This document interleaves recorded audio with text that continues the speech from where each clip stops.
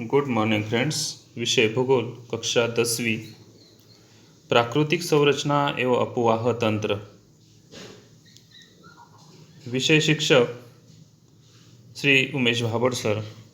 आप सभी छात्रों का तहे दिल से स्वागत करता हूँ। हमने प्राकृतिक संरचना का पहले भाग में देखा है।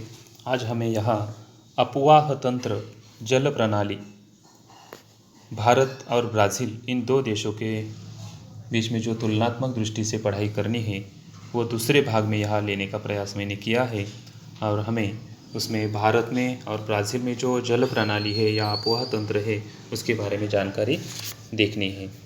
तो पहले हमें ब्राज़ील, इस देश के भौगोलिक स्पष्टीकरण में जो ब्राज़ील अपवाह तंत्र है वो हमें यहाँ देखना है। ब्राज़ील अपवाह तंत्र। अब पाठ्यपुस्तक के पन्ना नंबर 19 को सामने रखकर यहाँ जो कुछ बातें मैं यहाँ बताने का प्रयास करने वाला हूँ वो सुनना है और आपको ये वीडियो भी समझकर लेना है। अपवाह तंत्र का दूसरा नाम है ड्रेनेज, यानी वहाँ जो नदियों का पानी है वो कहाँ से आता है, कैसे बह के जाता है, कहाँ जाता है, कौन से समुद्र से जाके मिलता है, सब कुछ जानकारी हमें इस अपवाह तंत्र में देखने को मिलने वाली है। उसमें अमेज़न का अपवाह तंत्र, दक्षिण पश्चिम की पैराग्वे पैराना अपवाह तंत्र, साओ फ्रांसिस्को नदियों का अपवाह तंत्र, तटीय प्रदेश की नदियों का अपवाह तंत्र, ऐसे अलग अलग ढंग से यह जानकारी हासिल करनी है। ब्राज़ील के अपवाह तंत्र का विचार करते समय यह ध्यान में आता है कि इस देश में 3 प्रमुख नदियों का भाग हमें यहाँ देखना है। कौन से 3 नदियाँ? अमेज़न, पैराग्वे पैराना और साओ फ्रांसिस्को। ये 3 नदियों के बारे में यहाँ जानकारी हासिल करनी है। और उसके अलावा चौथा जो भाग यहाँ मैंने तैयार किया है वह तटीय प्रदेश की नदियों का है, जो है ना। 4 प्रकार के अपवाह तंत्र हमें यहाँ देखने हैं। छात्रों, पहले आपको पाठ्यपुस्तक के पन्ना क्रमांक 20 पर जो मानचित्र दिया है उसको देखना है। और उसमें पहला जो भाग हमें यहाँ देखना है अमेज़न का अपवाह तंत्र। अमेज़न का अपवाह तंत्र में हमें जो अमेज़न नदी का उद्गम है पेरू देश के एंडीज पर्वत श्रृंखला की पूर्वी ढाल पर होता है, यह हमें यहाँ पहले समझ कर लेना है। ये देखो, अमेज़न का उद्गम स्थान यहाँ है और अमेज़न नदी यहाँ से उद्गम होकर इस तरीके से उत्तरी अटलांटिक महासागर में जाके मिलती है।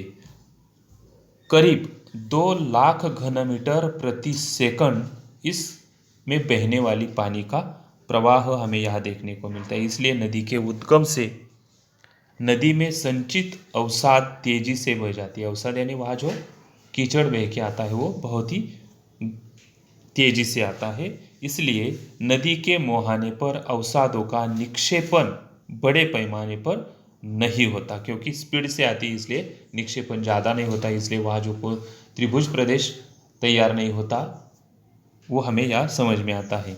किंतु वैसी वितरिकाएँ अमेज़न नदी के मुहाने पर नहीं मिलती, यानी त्रिभुज प्रदेश जैसी।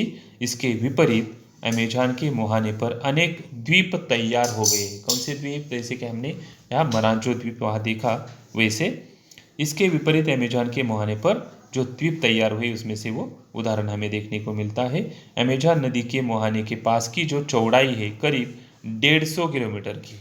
कहा कि महासागर के तट के पास अनेक द्वीप जो तैयार हुए उन्हीं की जगह अमेज़न नदी के मुहाने के पास में जो चौड़ाई करीब कितनी है?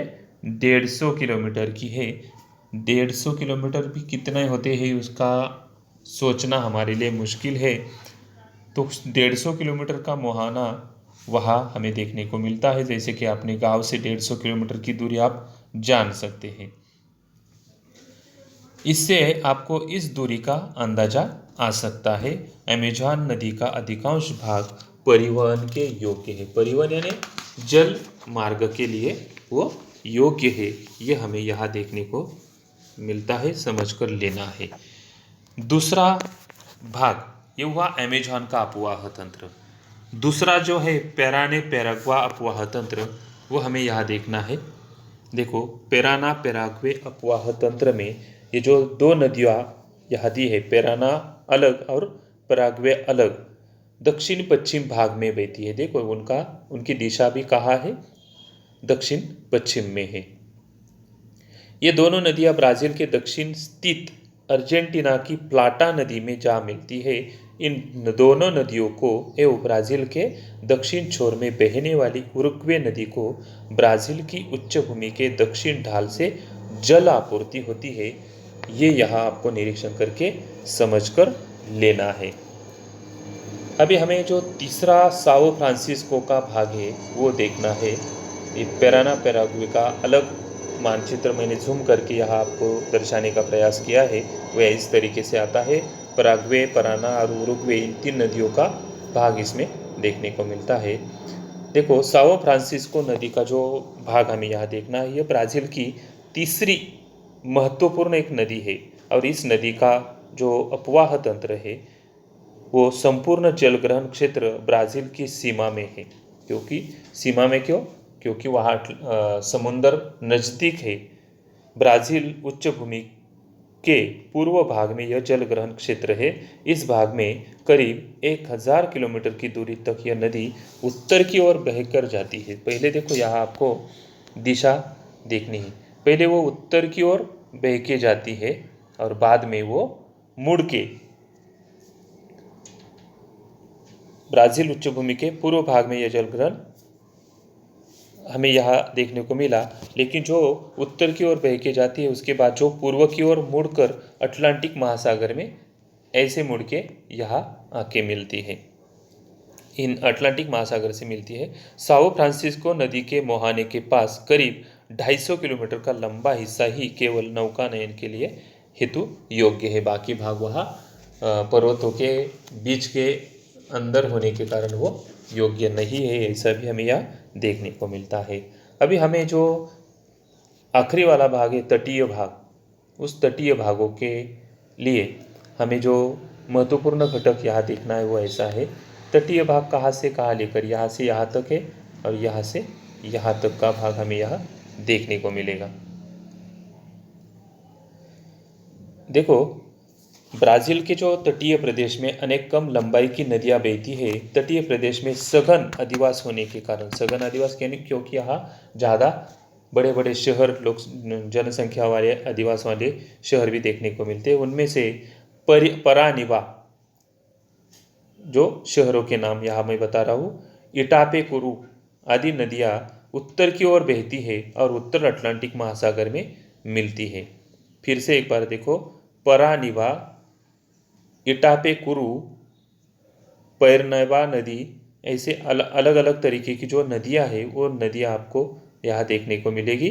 दक्षिणी अटलांटिक महासागर में मिलने वाली नदियों का पानी आपूर्ति ब्राज़ील की उच्चभूमि से ही होती है। पुरागुआकू नदी साल्वाडोर के पास अटलांटिक महासागर में जाके वहाँ मिलती है। ये भी हमें यहाँ देखने को मिलता है। और आखिरी जो भाग यहाँ बचा है, भारत अपवाह तंत्र, अभी उसके बारे में हमें यहाँ जानकारी हासिल करनी है। और ब्राज़ील के अपवाह तंत्र में जो जानकारी ली वो आपको किताब में एक बार फिर से देखनी, तभी आपको समझ में आ सकती है। देखो, भारत अपवाह तंत्र में हिमालय की नदियाँ, द्वीपकल्पीय नदियाँ और बंगाल की खाड़ी में मिलने वाली नदियाँ, ऐसे 3 घटकों में अपवाह तंत्र हमें यहाँ देखना है। चलो देखो बच्चों, पहला हम भारत का जो अपवाह तंत्र है उसमें हिमालय की नदियाँ है उसके बारे में पहले जानकारी देखेंगे। देखो, यहाँ जो मैंने मानचित्र लिया है उसमें थोड़ा सा ब्लर दिखता है, तो आपको अपने पाठ्य पुस्तक में पन्ना नंबर 21 पर जो देखने को मिलने वाला मानचित्र है उसमें से जानकारी हासिल करनी है। हिमालय की अधिकांश प्रमुख नदियाँ विविध हिमानियों से प्रारंभ होती है, इसलिए उनमें से ग्रीष्म काल में भी जल का बृहद निर्वहन होता है। वर्षा काल में उनमें बाढ़ आती है। यह 12 मासी नदियाँ हैं। कौन सी? हिमालय में उद्गम होने वाली नदियाँ, क्योंकि बारिश में से मिलने वाला पानी तभी भी उसे बाढ़ आती है, और धूप के दिनों में ग्रीष्म के उस धूप से वो बर्फ़ पिघलने के कारण भी उस नदियों को बाढ़ आती है। ऐसे तरीके से 12 बासी नदियाँ यहाँ हमें देखने को मिलती है। इस समूह में सिंधु एवं उसकी सहायक नदियाँ ये गंगा और उसकी सहायक नदियों का भी यहाँ समावेश हमें देखने को मिलता है। हमें जो अलग अलग नदियाँ हैं, सिंधु और गंगा और उनकी जो उपनदियाँ हैं, उसके बारे में यहाँ हमें स्पष्ट रूप से देखने को मिलेगा। हम पहले सिंधु और उनकी जो उपनदियाँ हैं उसके बारे में जानकारी ले लेंगे। जो उसमें सिंधु की सहायक नदियाँ हैं, झेलम, चिनाब, रावी, बियास, सतलज, ये सभी नदियाँ हमें यहाँ देखने को मिलती हैं। देखो, सिंधु नदी का वो उद्गम यहाँ मानसरोवर के पास होकर यहाँ से बह के वो पाकिस्तान में जाती है, लेकिन उन्हें मिलने वाली ये जो अलग अलग नदियाँ हैं, देखो, झेलम, चिनाब, रावी, बियास, ऐसे अलग अलग जो नदियाँ हैं, उस नदियों को उपनदियाँ कहा जाता है। वो आपको याद रखनी है, सिंधु की उपनदियाँ। फिर से मैं एक बार बताता हूँ, झेलम, चिनाब, रावी, बियास, और सबसे बड़ी जो नदी है वो सतलज नदी, वो भी हिमालय में उद्गम होकर वहाँ आती है। वो भारत में भी उनका जल प्रवाह हमें उपयोग में आता है, और जहाँ पाकिस्तान में वो जाती है तो वहाँ भारत और पाकिस्तान की सीमा पर वो बहती है। आगे जाकर वो अरब सागर में जाके मिलती है। वैसे ही उस तरीके से हमें गंगा नदी का जो उपनदियों का भाग है वो हमें यहाँ देखना है। जो मानसरोवर है वहाँ से वो गंगोत्री की जगह से गंगा नदी उद्गम होकर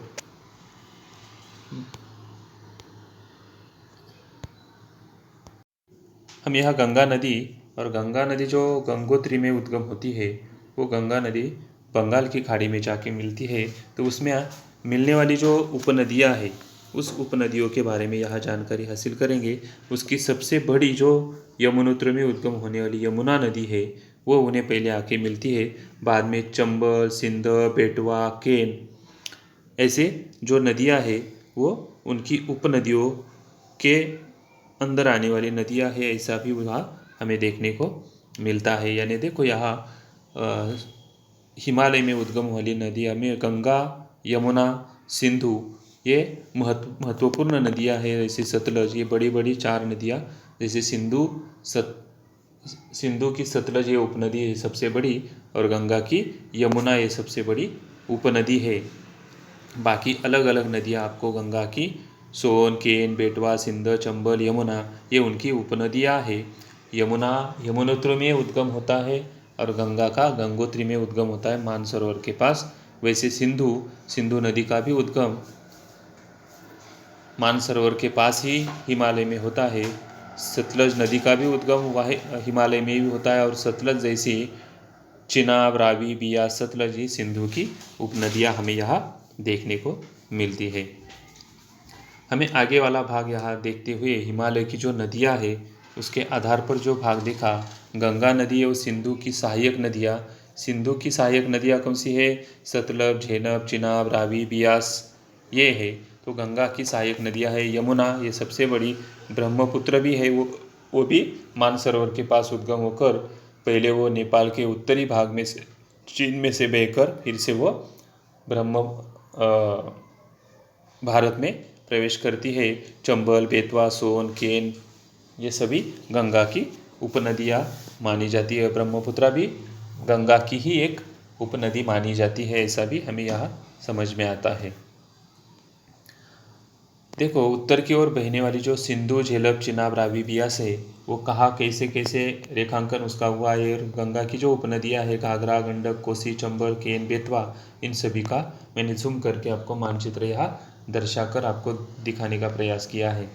ये जो मानसरोवर यहाँ है, उस मानसरोवर में ये देखो, ये सिंधु नदी है, ये सतलज नदी है, ये गंगा नदी है, ये यमुना नदी है। और गंगा की अलग अलग जो उपनदियाँ है, घाघरा, गंडक, केन, बेतवा, चंबल, ये सभी नदियाँ गंगा की उपनदियाँ है।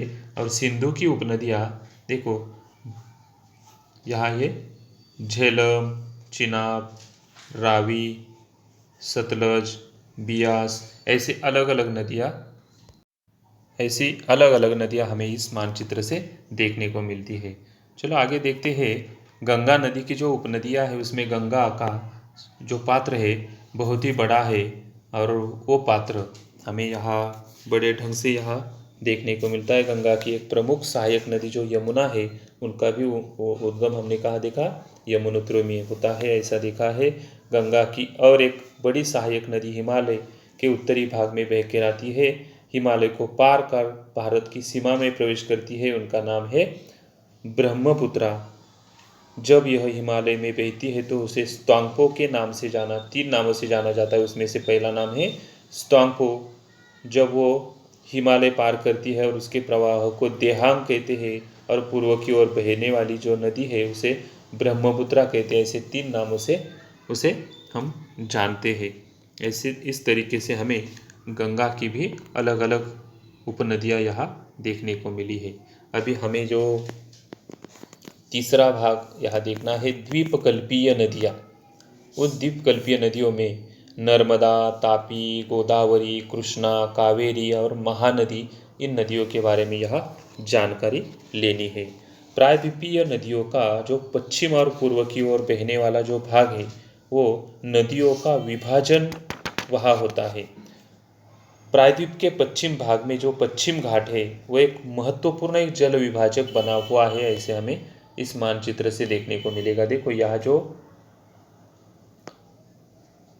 पश्चिम घाट है, पश्चिम घाट के इस ओर बहने वाली वो नदियाँ बंगाल की खाड़ी में जाके मिलती है। देखो ये गोदावरी, ये कृष्णा, ये कावेरी, वैसे अरब सागर में बहने वाली, लेकिन अंतर छोटा होने के कारण और पर्वत से उद्गम होकर आती है, उनका प्रवाह स्पीड से होता है, तो वो अपने साथ जो भी कीचड़ लाती है वो सब समुंदर में बह के स्पीड से कारण वो वहाँ कोई त्रिभुज प्रदेश नहीं बनता। लेकिन गोदावरी, कृष्णा, कावेरी संत गति से धीरे से बहती है, तो उसके मुहाने पर थोड़ा थोड़ा त्रिभुज प्रदेश बना हुआ हमें देखने को मिलता है। इनके अलावा भी जो तापी और नर्मदा नदी है, वो तापी और ये तापी नदी और ये नर्मदा नदी, लेकिन इनका जो प्रवाह है वो प्रवाह हमें इस दिशा में यानी पश्चिम दिशा में बहने वाला है, ये हमें ध्यान में लेना है, और वह अरब सागर में जाके मिलती है। ये भी एक महत्वपूर्ण घटक इस भाग में देखने को मिलेगा। जैसे माही नदी पूर्वोत्तर दक्षिण पश्चिम दिशा में बहती है, वही अरावली दक्षिण ढाल से निकलने वाली साबरमती उत्तर दक्षिण दिशा में बहती है। साथ ही अरब सागर में मिलने वाली और अरावली के पश्चिम भाग ढाल से निकलने वाली नदी लूनी है, यह नदी अरब सागर के कच्ची की खड़ी में मिलती है। इस तरीके से हमें द्वीपकल्पीय नदियों का जो भाग हमें यहाँ देखने को मिला है वो इस तरीके से है। बंगाल की खाड़ी में मिलने वाली ये नदियाँ यहाँ हमें देखने को मिलती है। देखो वो सब पूरब की ओर आकर बंगाल की खाड़ी में मिलती है। और इसमें आपको ये जो मानचित्र है यहाँ जो दर्शाया गया भाग है वो सब इस तरीके इस ढलान पर बहती है, तो बंगाल की खाड़ी में आके बहती है। और इस भाग में बहने वाली कभी दक्षिण की ओर बहने वाली नदियाँ है, तो कभी कुछ नदियाँ पश्चिम की ओर बहने वाली है। ऐसे अलग अलग भाग 2 भागों में बटा हुआ विभाजक हुआ सह्याद्री पर्वत हमें यहाँ देखने को मिलता है। आज के लिए बस इतना ही। धन्यवाद।